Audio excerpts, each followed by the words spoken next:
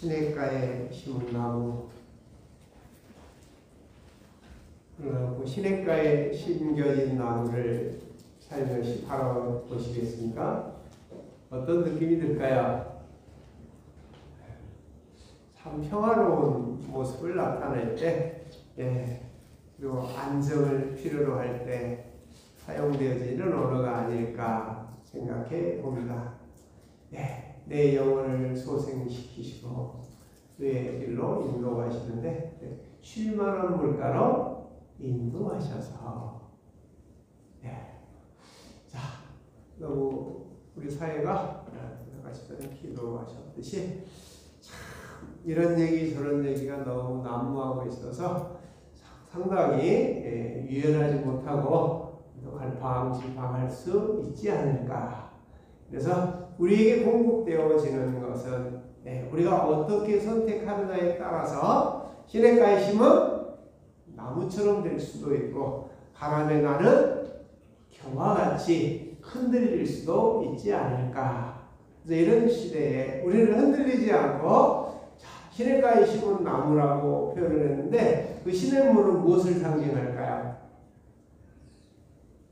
하나님으로부터 전능자로부터 공급받게 되어지는 근원이 아닐까요? 그래서 저와 여러분의 선택들은 오늘 본문을 통해서 이런 혼란한 상황 속에서 우리는 그래도 복 있는 사람들이다. 어때요? 어디든지 치우치지 아니하고 생각은 있죠. 분별은 있지만 그것이 악인에게인지 죄인에게 오만한 자리에 앉는 것은 아닐지 그걸 품고 당신에게 살며시 다가가는 것이죠. 그래서 거기서 뭐 하면 돼요? 살며시 뭐 해야 돼요? 다 내려놔야 되는 거죠. 고집하거나 이렇게 해주시옵소서 그러시지 말고 이렇게 느껴집니다. 어떻게 할까요? 당신으로부터 공급받고자 하는 이 간절함.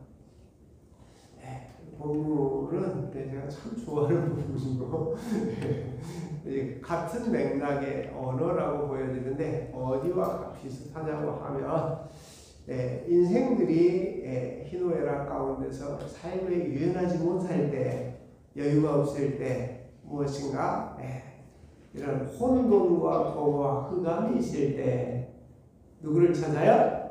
전능자를 찾게 되어지는 거잖아요. 그런 것처럼 성경 가장 먼저 시작하는 언어 속에서 바로 우리 인생들이 혼돈, 공허, 흑암, 채워지지 않은 갈증, 어느 길로 가야 될지 내가 가고 있는 길이 정말 캄캄하고 빛이 보이지 않는 그런 인생들을 향하여 당신을 찾아온 그들에게 빛이 있으라. 놀라운 희망을 주시면서 너희가 나를 찾아와서 나와 함께 있기만 하면 우리의 혼돈들을 걷어내고 어때요? 빛의 세계로 한 걸음 나아갈 수 있도록 인도하시리라. 이러한 메시지를 주셨던 것처럼 정말 또한 이 시편 1편도 같은 맥락에서 우리 인생들이 사람을 의지하고 실패하고 좌절하고 낙심하고 어때요? 이런 어려움을 겪고 있을 때 선택은 여러분의 몫이다. 시냇가에 심은 나무처럼 살아갈 것인지 바람에 나는 겨처럼 살아갈 것인지 선택은 여러분의 몫입니다. 이렇게 그런 창세기 1장 1절 2절 말씀처럼 시편 1편에 그래도 나를 찾아왔으니 너는 뭔 사람이다? 내가 길과 방법을 알려주겠다. 근데 우리는 살아가면서 어때요? 가장 창세기 1장에서 에덴을 살게 하는 규칙 중에 하나가 서로 연합하고 조화를 이루는 거거든요. 각각 살아온 문화와 환경이 다르지만 남자가 장성하면 아내와 연합하여 한 몸을 이루어가는 공동체의 기초이거든요. 이제 연합과 조화를 이루어갈 때 거기서부터 새로운 세계, 에덴이라고 하는 동산을 함께 살아갈 수 있게 되어지게 되어지는 것이죠. 자, 시편 1편도 그런 맥락에 설교를 많이 하거나 하기보다는 이런 부분들은 가만히 바라보는 것입니다. 바라보면서 당신이 이 지금 말씀을 통해서 우리에게 주시고자 하시는 것이 무엇일까?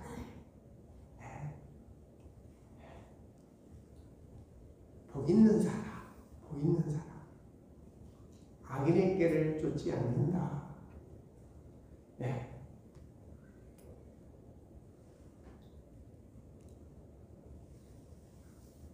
여러분의 뜻이 어떠하든지 그 뜻에 따라서 바로 쫓아가지 않는 것입니다. 그것이 바로 복 있는 사람이 첫 번째로, 우리는 어때요? 뭔가 생각이 되면 뛰어들어 버리거든요. 그러나 한 걸음 뒤로 물러나서 복 있는 사람은 악인에게, 악인이란 바로 나 자신으로부터 시작하는 거거든요. 따르지 않는다 그랬잖아요. 어떤 것을 선택하고 따라가는 것을 얘기하는 거거든요.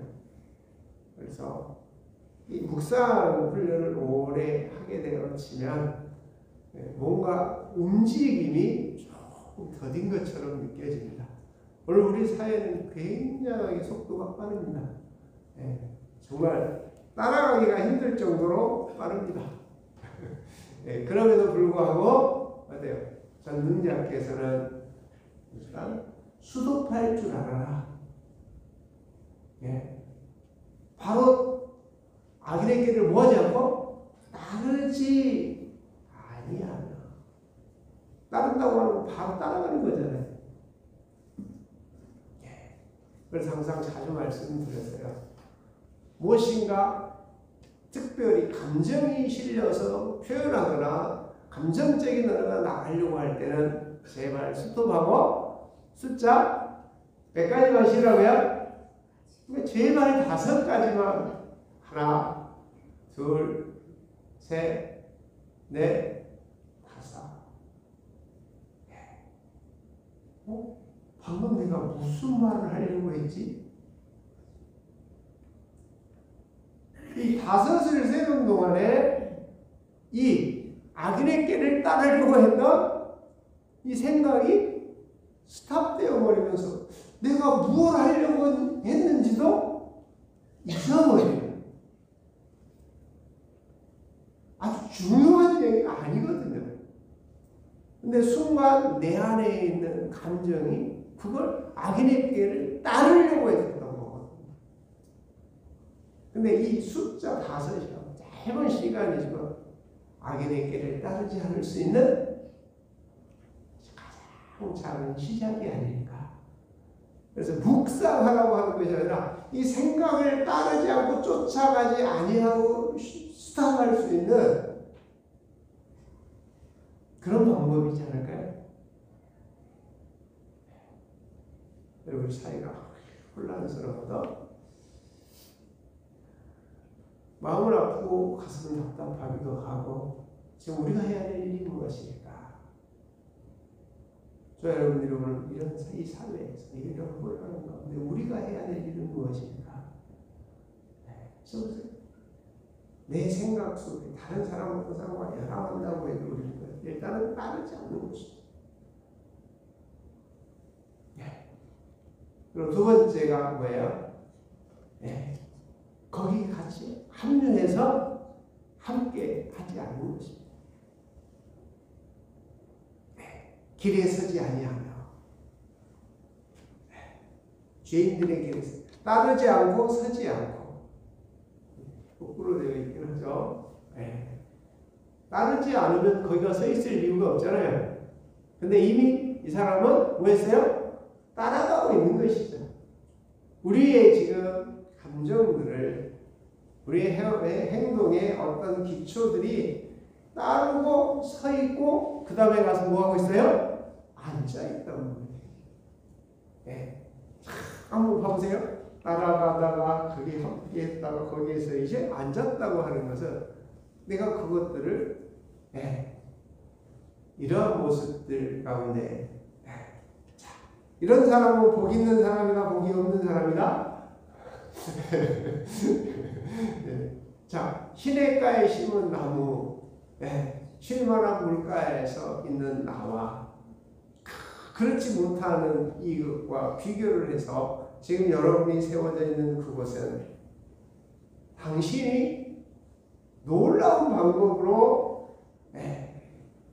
쉴만한 물가가 되어질 수도 있고, 어때요? 아까 말씀드렸던 것처럼 바람에 나는 혀처럼 계속적으로 시류에 흔들릴 수도 있다는 것입니다. 네. 그래서 시냇가에 심은 나무, 아까 어디서부터? 당신 앞에 나아가서 당신과 함께 뭐지 되므로? 교제되어짐으로. 교제되어짐, 당신으로부터 공급되어지는 그것들이 우리를 어떻게 해요? 흔들리지 않게 주시는 것이죠. 다시 한번 시냇가에 심은 나무라. 시냇가에 심은 나무가 시절을 쫓아 과실이 되지며 그 잎사귀가 마르지 않으라. 그 형통 마르지 않고 그가 하는 모든 일이 다 형통하리라. 새로운 세계의 길이거든요. 구약 전체를 보면 사람에게 보고 듣고 배웠었단 말입니다. 그래서 지금 신약적인 개념이 상당히 많이 앞에 시작할 때는 전체를 표현하기 때문에 혼돈과 공허가 있을 때 당신을 찾을 때 빛이 생기고, 우리가 사람을 쫓아와서 정말 실패하고 좌절하고 낙심하고 마음이 무겁고 어떤 것을 선택해야 될지, 어떤 사람을 따라가야 될지 상처받은 인생들이요, 거기서 한 발 벗어나서 뭐라고 말씀하시는 거죠? 내게로 오라. 내게로 오라. 그래서 다른 말로 표현하면 내가 너희를 뭐하리라? 쉬게 하리라. 쉬게 하리라. 좀 맥락은 다릅니다만은 수고하고 무거운 짐진 자들아 다 내게로 오라. 내가 너희를 쉬게 하리라. 나는 마음이 온유하고 겸손하니. 우리 제목이기도 하죠. 너희는 내게 와서 배우라. 그리하면 다시 마음에 쉼을 얻으리니. 우리의 마음이 따라가지 않고 서지 않고 쫓아가지 않고 우리가 쉴 수 있는 방법, 우리는 잘 쉴 수가 없거든요. 당신에게 나가서 도와주옵소서. 그리고 모든 짐을 내려놓는 거죠. 그리고 당신에서 공급하는 것이 내 영혼에 스며들 수 있도록 시냇가에 심은 나무가 시절을 쫓아 열매를 맺을 수 있는 것처럼 그가 공급하는 그것들이 시작되어지면서 성장하고 자라면서 열매를 맺게 해 주시는 것이죠. 그 열매는 다른 것이 아닙니다. 우리가 흔들리지 않을 수 있는, 그리고 죄인에게 오늘은 앉지 않을 수 있는 그러한 마음의 쉼이 아닐까요? 혼란스러울 때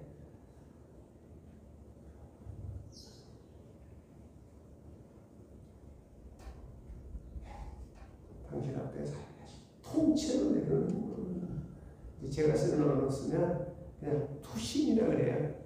그냥 나를 뭐 하는 거죠? 던질 두 몸신. 나 전체를 툭 하고 거기다가 던져버리는 것이죠. 네. 그러면 바로 어떠한 유혹에도 따라가지 않고 유혹 가운데서 다른 사람을 유혹하는 일에서도 벗어나게 하시는 은혜가 우리에게 있게 되어질 줄로 믿습니다. 악인들은 그렇지 않으며 어때요? 뭐가 그렇지 않는 거죠? 꼭 나타나는 것이 이랬다 저랬다 계속 변하는 것이죠. 이 사람한테 가도 들을 땐 이러고 저 사람한테 가도 들을 땐 저러고 참 쉽지 않죠? 예.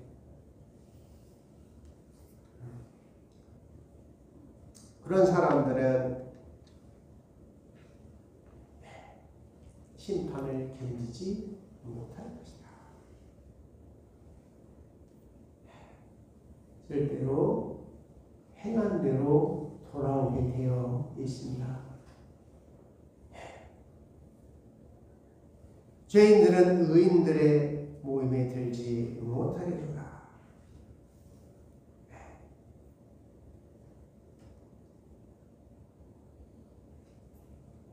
자기들 생각 속에 갇혀서 전능자의 생각을 전혀 받아들이려고 하지 않는 것을 얘기하고 있습니다.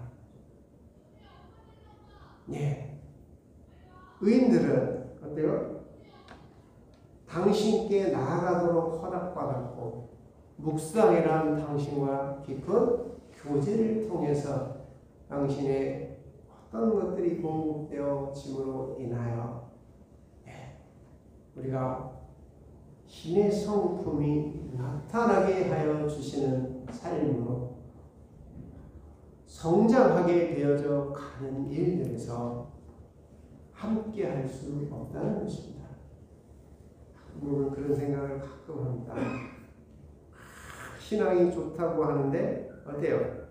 자기의 생각에 빠져 있어서 다른 사람들의 어떤 이야기에 귀 기울이지 않습니다. 우리는 그분을 한번 생각해 보십시오.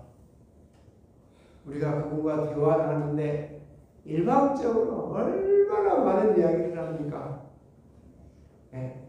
그런데도 묵묵히 그냥 답은 안 하시지만 답은 안 하셔요.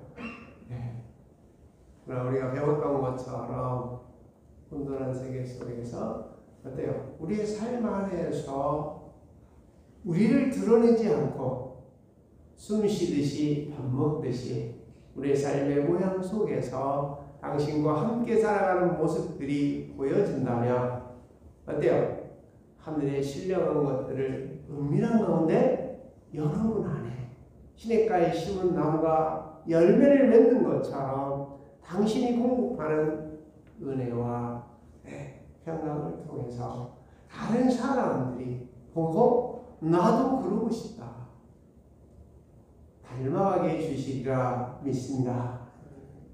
지금 이런 혼란한 세계 속에서 여러분들의 언어와 행동 하나하나가 하나님이 보내신 선교사라는 사실 여러분 스스로 굳게 서시고 또한 여러분 주변에 있는 사람들이 여러분으로 인하여 그런 길에 함께 따라가지 않고 그런 길에 함께 서지 않고 혼란을 겪지 않을 수 있도록 묵묵히 여러분들이 그 전능자의 이유가 있으리라. 이유 없이 나타나는 일은 없거든요. 우리 기도할 때도 이런 일이 가끔 옛날에 했죠. 생사화복을 주관하시고 어때 천지 만물을 주관하고 섭리하고 다스리시니 영원하신 하나님 아버지. 제가 이 세계를 몰랐을 때 이렇게 자주 썼던 기도에 제일 앞에 들어오는 항상 당신에 대해서 전능하신 하나님, 그리고 천지 만물을 주관하고 섭리하시고 이끄시고 있는, 그때는 이끄시고 인도하시기 뭔지 모르면서도 항상 그런 언어를 그냥 사용했거든요. 근데 지금은 이제 다 사라졌죠? 그냥 미사여구가 아니죠. 생각과 사고와 악인에게 죄인에게 오만한 자리 다 내려놓고 뭘 말씀하시려고 하실까? 근데 그냥 바로 들려주시지는 않잖아요. 시냇가에 심은 나무가 되려면 어때요? 조그만 나무 가지고는 기대를 못 하잖아요. 열매를 기대할 수 없잖아요. 이렇게 차근차근 풀어보면 굉장히 재밌습니다. 시냇가에 심은 나무가 열매를 맺으며, 이 맺기까지는 그가 공급하는 것을, 과일나무는 되게 몇 년이면 열매 맺죠? 농사하시는 우리 집사님. 뭐 어떤 나무는 그러죠. 뭐 4년까지는 열매가 맺으면 뭐하라? 없애고, 그 다음에부터 그럼 나무를 키워라. 이런 얘기를 하시긴 합니다. 그래서, 이 언어를 이렇게 쓴 것은 어때요? 나무가 심겨져서 자라서 열매를 맺기까지, 그로부터 공급되어지는 시간이 성장하고 자라서 성장할 수 있을 만큼 뭘 해야 되는 거죠? 여기는 묵상이라고 하는 것이죠. 이 당신에게 나를 맡겨서 이 공급되어지는 것이 보이지 않지만 한 시간이 열매를 맺기까지, 앞에 조금씩 더 들어가면 이런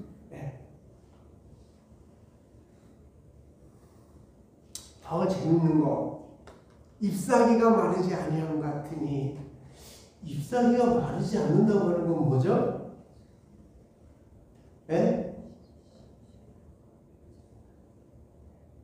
겨울이 없다는 얘기가 아닐까요?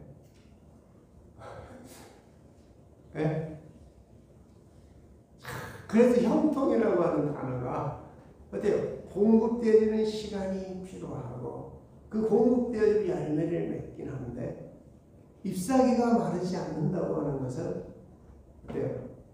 혼돈과 공허. 여기는 본질적인 말을 할게요. 죄인의 길에 서지 않고 오만한 자에 따르지 않을 수 있는 이 세 가지가 여기에서 뭐 했어요? 벗어나게 되어져 있음을 표현하는 그런 언어가 아닐까.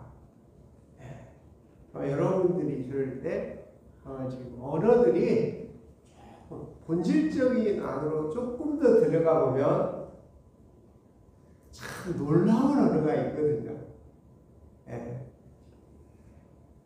묵상하고 율법을 주가 하루 묵상하는데 얼마나까지 해야 돼요? 그냥 과일 맺는 나무로 하면 방울토마토는 그에 열긴 하더라. 근데 토마토는 열매다, 열매는 열매인데 과일이다, 채소다. 채소를 열매라고 말하기는 우리 눈에 그렇게 보이지만 다른 의미입니다. 자, 이렇듯 이런 어떤 언어들을 우리가 하나님의 말씀을 좀 더 가까이 다가보면, 여러분은 누구다? 당신으로부터 공급되어지는 시냇가에 심은 나무라. 심겨졌긴 했죠? 그럼 지금 열매를 맺고 있긴 한가요? 열매를 맺기까지 기다리는 거잖아요. 맺어지지 않았다고 해서 실망할 이유는 없는 것입니다. 뭐 하고 있으니까? 열매를 맺을 수 있도록 성장하고 자라가고 있는 거잖아요. 이 시간이 필요하다고 얘기를 하는 것이죠. 이러한 시간 속에서 계속적으로 열매를 맺기 위해서는 잎사귀가 떨어지면 열매가 맺어요? 못 맺어요? 못 맺는 거잖아요. 이런 표현들이 계속적인 용법을 이렇게 표현하고 있는 것입니다. 사랑하는 교회 여러분, 우리 한국 사회 지금 많은 사람들이 혼돈과 공허와 혼란을 겪고 있습니다. 또 우리는 하나님의 사람들로 어때요? 우리가 세워진 곳은 형통할 수 있도록 여러분이 그분과 함께 깊은 교제를 통해서 조금씩 열매 맺는 나무로 자라나는 사람들. 그리고 어느 순간 그쳐버리지 마시고, 그치면 잎사귀가 그렇게 되겠죠? 그래서 어때요? 잎사귀가 마르지 아니함 같은, 이것은 ing, 진행이라고 하는 거잖아요. 놀라운 이야기를 표현하고 계신 것이라. 시냇가에 심겨져 있었다가 어때요? 갑자기 동네가 사막이 되어버린 동네가 많죠? 뭐가 공급이 안 되면요? 물이 공급되지 않으면, 과거에 물이 아무리 많이 있었어도 잎사귀가 마를 수밖에 없지 않겠습니까? 놀라운 얘기를 짧은 본문이지만, 내가 선택하여 너를 불렀나니 나를 바라보라. 나를 바라보라. 내게 보라. 내가 너와 함께하겠다. 두려워 말라. 내가 너와 함께하리라. 놀라지 말라. 나는 내 하나님이 되니라. 내가 너를 도와주리라. 나의 의로운 오른손으로 내가 너를 붙들리라.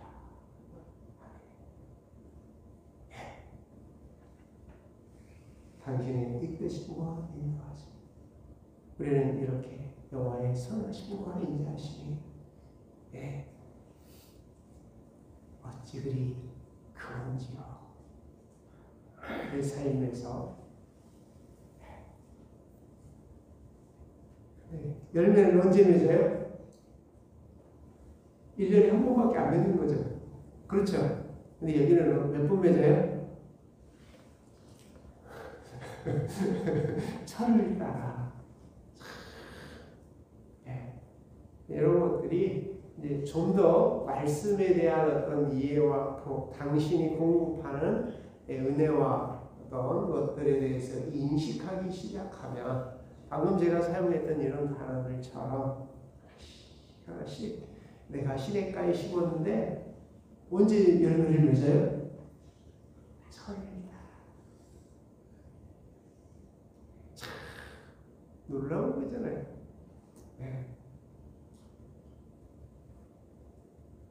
그 잎사귀가 마르지 아니한 것. 그가 하는 모든 일이 놀라운 방법과 방향을 제시하고 계시지 않을까요?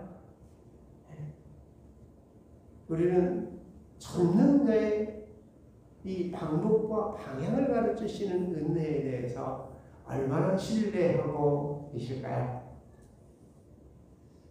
우리 형통하게 살고 싶잖아요.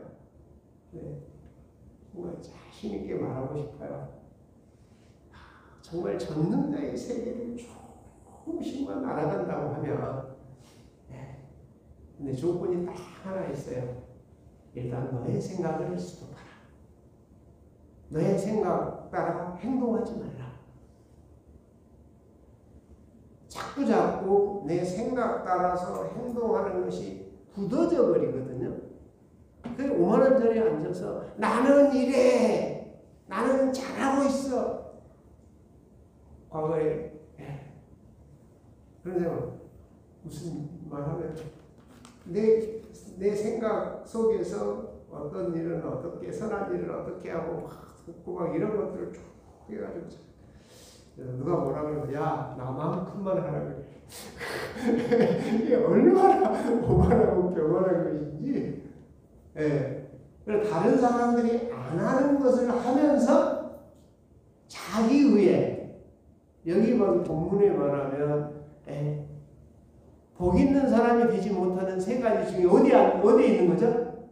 오만한 자리에 앉아 있는 것은 아닐까요? 절대로 변하지 않으려고 해요. 그러면 결국 그를 거짓말쟁이로 만드는 거거든요.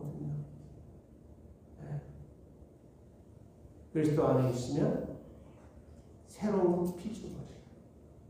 이전 것은 지나갔으니 보라 새 것이 되었다. 사도 베드로가 자기 생각 갖고 끝까지 버티다가 언제 바뀌어요? 묵상. 어때요? 이 50일이라고 하는 시간 동안 권능이 입히올 때까지 기다리는 이 시간을 통해서 그가 완전히 바뀌거든요. 네. 그 대표적인 사람이 사도 바울이죠. 그게 없었다면 저와 여러분들도 함께 그의 세계를 맛보거나 들어갈 수 있는 길이 쉽지는 않았으리라. 예수에게 배운 제자들만이 들어갈 수 있었다면, 공급받을 수 있었다면, 우리는 그들을 통해서 공급되어지는 것밖에 얻어먹지 못하는 것입니다. 근데 사도 바울을 통해서 어때요? 하나님의 말씀에 깊이 들어가고, 두 번째, 자기의 생각 속에서 있었지만 말씀 따라 살려고 하는 놀라운 열정을 통해서 그는 하나님의 일꾼으로 쓰여지게 되었습니다.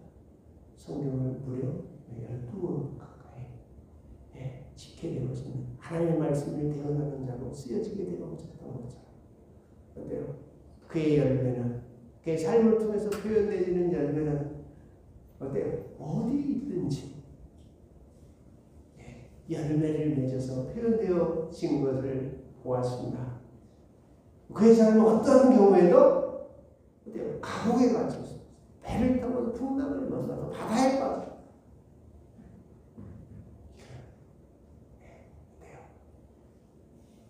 어느 곳에 있든지 당신과의 교제를 통해서 공급되어지는 은혜로 인하여 그의 삶은 비록 로마에서 2년 동안 감옥에 갇혀 있었지만 감옥이 아니었습니다.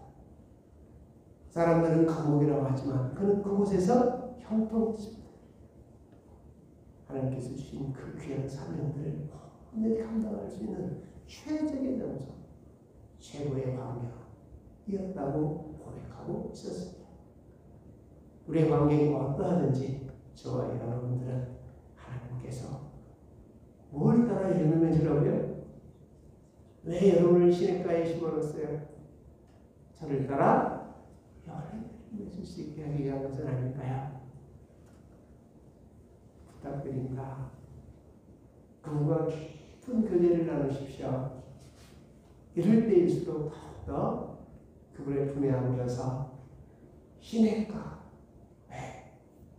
실만한 물가, 당신으로 공급되어지는 은혜와 사랑이 여러분의 시냇가가 될 수 있도록 그분과의 깊은 교제를 나누는 시간을 꼭 하루에 2-3번 이상씩 꼭 갖는 저와 여러분 되셔서 너는 시냇가에 심으라.